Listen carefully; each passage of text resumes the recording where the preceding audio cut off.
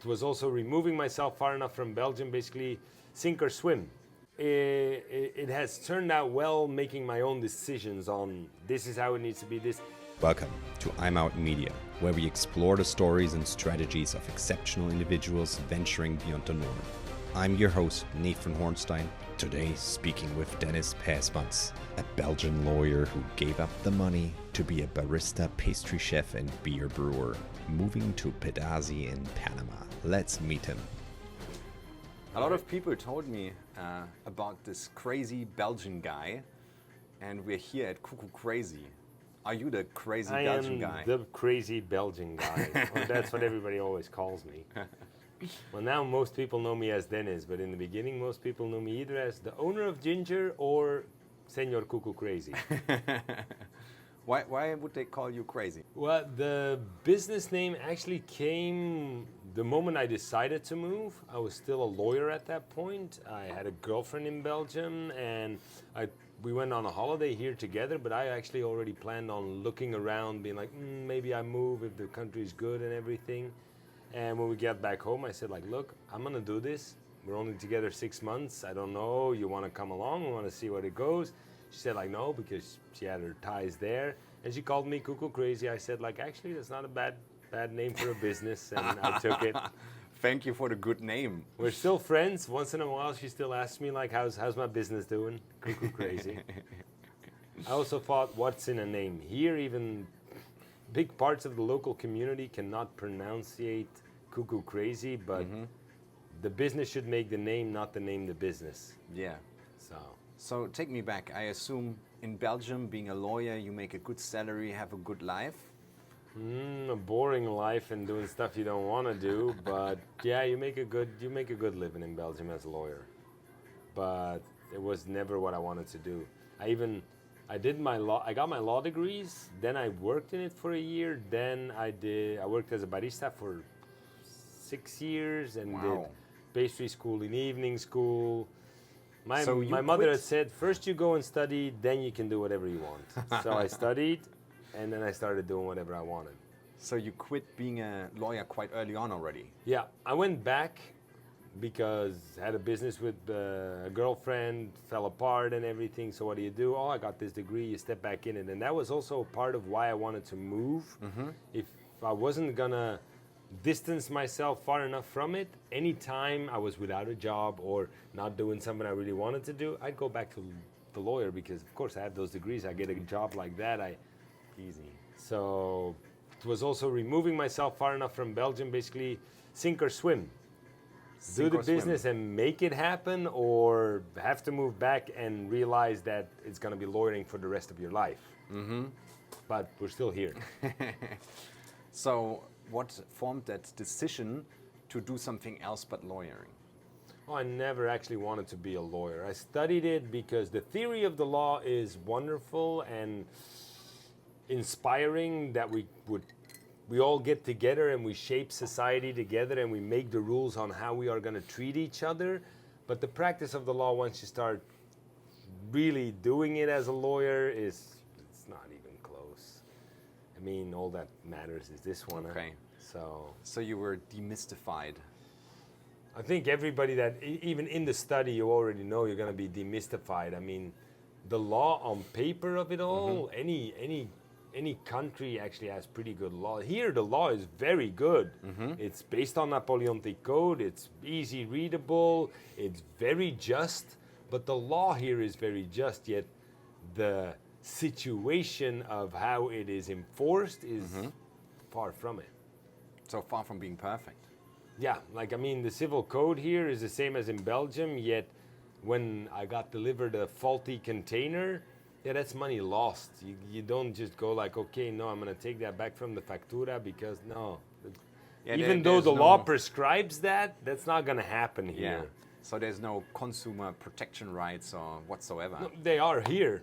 Okay, but they're not enforced. They are existent in the law, but they are not enforced by the judicial apparatus that should do that. The judges, the police officers, So the law in theory in this country is just as good as most European laws because it's based on the same foundation and it's even the same even follows the same chapters, the same books within the civil code.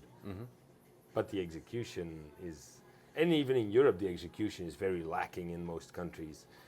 I mean, you always got to ask your clients for more money to go above the head of that first judge, because the first judge did a, you're in the right, but he doesn't know, because he doesn't know his law as well. So you got to go to a higher one, but next that one. costs more money to get your, to get him to get Yeah. the correct judgment. Okay. So, So I couldn't do that for long. yeah, you quit that and you started doing what you really enjoyed. I started working as a barista, got trained by a barista champion then, and then started a relationship with that barista champion, had our own bar while I did pastry school and evening school, got my full degree. We broke up. I went back to lawyering for about a year and a half.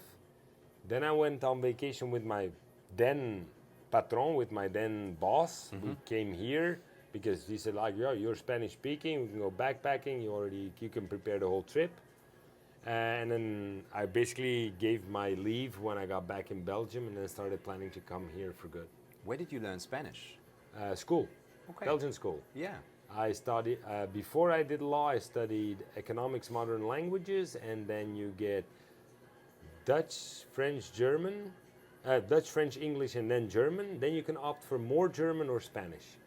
And So you can leave school you dropped with the German 6. and took I Spanish. took the normal amount of German, didn't add on to German, but took 2 hours of Spanish the last 2 years. Yeah. Okay, So okay. you leave school if you want with 5 languages in Belgium, easy. So why did you choose Panama out of all the countries in this world, all the options? Well, it was looking like South America would be a thing because I was already Spanish speaking, a little, not good, but good enough. I came around to a few countries, and every time I came back, it was like, look at immigration law. What am I doing? Is this possible? Lots of them are difficult, pricey. Went about it the other way. I looked at like which South American country that produces coffee, because that was a big one, and has wind, that was a big one, is pretty safe and has an easy immigration. Panama is what still has, but had even easier immigration for all people that are friendly nations. Yeah. So most of Europe, Canada, they're up to 72 countries in that one. So that is very easy to immigrate. So since I wanted to do a business, you want to be somewhere where you're safe, where you know that you legitimately can be, because if they throw you out, you lose your business. That's not how I calculate my stuff. And you're on the US dollar, so you're pretty safe on that, because if now you'd be in Argentina, yeah, you'd be out a lot if you have a business there, Yeah. just because of the coin devaluation. Got it. So Panama had all these little pluses, and when I came here in January, it was blowing, it was windy like crazy. Saw the property, saw the possibility, bought it, came, started. And you always dreamt about this space? Is this like the realization of your dreams? The second trip, I was like, okay, and I looked at the property, and on the way home, I actually, on like an application, already drew out. Well, that container wasn't on it because I wasn't gonna brew beer. That wasn't in the plan and stuff. And there's extra stuff now too. But the 2 casitas in the bar like this, I already drew that out on the flight back home. Wow. Like this is how it's gonna have to become. And what do we find here at Cuckoo Crazy? What is it? We have a 40-foot container that is my bar and pastry kitchen. Out of the bar, we do most things all ourselves. So all of the beer, all of the kombucha, all of the sodas, all of the food up to the masses of the food. We try to produce part of the food, vegetable and fruit-wise. Then there's another container with a brewery in it. In that container, I also have a roastery where we roast for now, what do you call it? 4 other businesses and a farm up in Buquete that divides it over the whole Wow. country. Then we have 2 casitas out back that are for rent with a kitchen out back that they can use too. We have 1 container which is a budgetary stay with 2 beds and an airco, an outside shower that can also use that kitchen. Then we have a rancho where every Wednesday, Monday and Friday we have yoga. Every Friday we have a fresh market. Every November we do a November Fest, which is 4 Wow. other breweries on terrain, about 7 bands playing over the whole day for free for everyone. only consumption to be Yeah. paid. And in April we'll do a fan saison, more on the music, less breweries, but more music even, another festival. Wow. And we also offer camping space to people that would come for camping. We have a shower in the last toilet that they can use. Slowly, it makes sense why the place is called Cuckoo Is- Crazy. We do a little bit of everything. How do you handle doing so many things at the same time? Well, I've been diagnosed with ADHD, but I don't have ADHD. I mean, I just have a little bit more energy than most people, and old doctors find that that is a disease. Oh no, this human can do more than the regular human. He must be sick. I learned that. Like I have a nephew now that has it too, and his Yeah. father is learning him to use that, because it should not be a bad thing. If you learn to use it right, extra energy is extra energy. He's now learning, the kid, that he can do more at sports, that he can, the moment he's feeling anxious, that he should go out, run, use that energy to put it to something good and get better at something. Yeah. So I have that lower than him, but I also always have enough energy to keep going at stuff. And I'm a man, but multitasking is a thing. Very often I'll have a quiche going, a pie in the mixer while I'm brewing beer outside, and maybe I've got the roaster on, you know, like 4 little things going at one time. It does happen that something burns. Yeah. Not a lot, but it does happen that I'm like, oh, I'm too late for that one. Yeah. Sounds more like a talent than a disease when you describe it that No, way. but it is like Yeah. that. Like in a lot of cultures now, once a kid has too much energy, it's like, oh, put him on this, put him on that, because we need to put him on relative, we need to get him calm. No, let him use that energy, and then he can focus just like anyone else. You But seem until he very has productive used said here. energy, it's difficult for a kid to sit still, a kid that has too much energy, so he's not going to study good. Let him run a few laps, and he'll be quiet enough to study for a while. Yeah. What would you tell yourself 10 years ago if you could speak to yourself back there in Belgium? I would tell myself to have confidence in yourself, because I was scared of doing it on my own, but actually I think that was what is my fortune now. Because back then I didn't trust in my decisions, let others chime in on decisions, and it has turned out well making my own decisions on this is how it needs to be. This, like when I did the tower, even a lot of my customers were like, why are you going to put money in building a tower? It's a lot of money for what? A lot of those people now are sitting up there with sunset, having a beer and being like, Dennis, this tower was a good idea. Yeah. That's what I mean. I've done businesses with other people together and always been like, okay, we'll compromise, we'll do it like this, we'll do it like that. I find it works better if you have one clear vision and make no compromise on that vision. I love that. Do it yourself. Make your vision happening. Yeah. And Fantastic. like it's a little thing, like also the miniature golf. One day I think like, why not do a miniature golf? We build it and people like it, people love it. And before nobody would have said like, let's do a mini golf here. But yeah, you have a thought, you have an idea, and you don't compromise to be like, no, but it might be a bit pricey to do it. And it's not that easy because the maintenance with the rain and if you just go like, look, I'd like a miniature golf. I would find that fun here, so I hope my customers do too. It seems to always work. I love it. Anytime I think like, I would like that for myself, because I built a tower for me. Yeah. I like to be up there in the evening, sunset, my little hammock, my book. It's a beautiful place. I built that for me, but the business has very much benefited off of having that tower. Fantastic.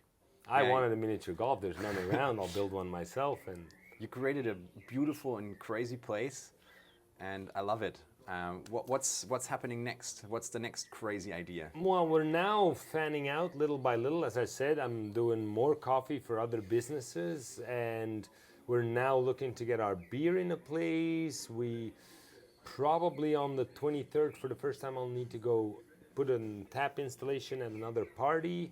So we're venturing out more a bit that way. But for the first time in a long time, I have a help, somebody that can do the bar a little bit. I'm training him up. If he's fully trained, probably we'll go bigger on the beer. The beer is now what people are seeming to ask. I just do what people ask. Yeah. With the beer too, I never thought of doing beer here. I was going to do a coffee bar with pastry. And then when I came, everybody started pulling my arm like, we saw that you can brew beer and there's no good beer around. So you see there's a market, you jump on that market, even if the beer isn't that good in the beginning, they'll buy because they want you to get good because they want that product. Yeah. Over the years I got good. Now I notice there's other places that want that product too. We're going to try and put it there.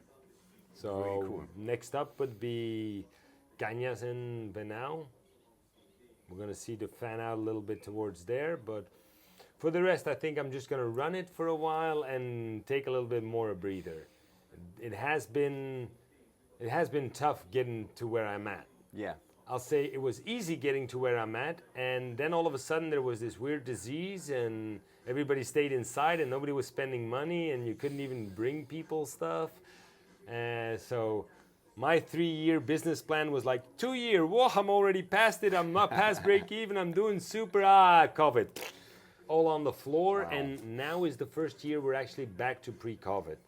So I had this, instead of 3-year business plan we make it, it was those 2 extra COVID years, and now we're at that point that I can start traveling. Yeah. You say like, how can you get it all done? It does weigh on a man.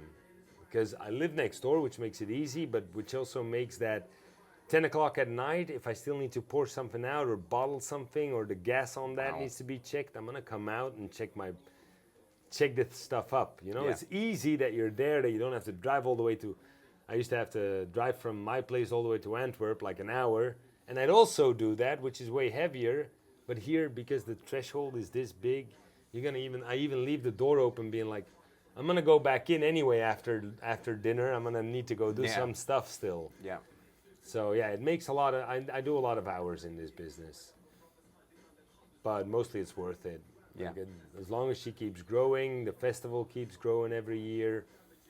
It's a lot of hours, but it's also calm hours. I mean, next time I'm going up to Cañas to bring a beer fridge, I need to work in the afternoon. That means that I'm also dropping in a windsurf board, probably surf all the morning, and then hand out beer in the evening, and that's a full day of work. Yeah. I never have full days off, but I also hardly... I have 3 days that at least I take lots of time off in the day. I'm going to need to work a bit in those days, but it's not full days of work. Well, I'm super excited where you're taking it, and I'll be back checking on you. Yep. We'll be how here. much crazier it gets. We'll be here. We're not going to go too much crazier for the moment. Because we're now at that point also of trying to give back a little. I just joined an organization that tries to do good stuff for the people, for the community. We put in a few water tanks around because water is always a problem in town. So this is the first year I also feel that I have enough time to... I always wanted to be in helpful community stuff, but as long as the business needs me all the time, I can't do that. So it's also the first year we're doing things like that. We're probably doing a free day of windsurfing instructions in Cañas for the kids soon again. We don't go too crazy, but we try to do fun things. Super cool. Thank you so much for your time, and You're I'll be welcome. back. All right, welcome. Thank you for watching. If you enjoyed this video, help me putting out new content in the future by subscribing to my channel and like, comment and share with your friends. If you're on an exit story yourself, I'd love to hear from you. Message me via email or social media. Always be yourself and remember, you're not alone in this. I'm your host Nathan Hornstein, and I'm out.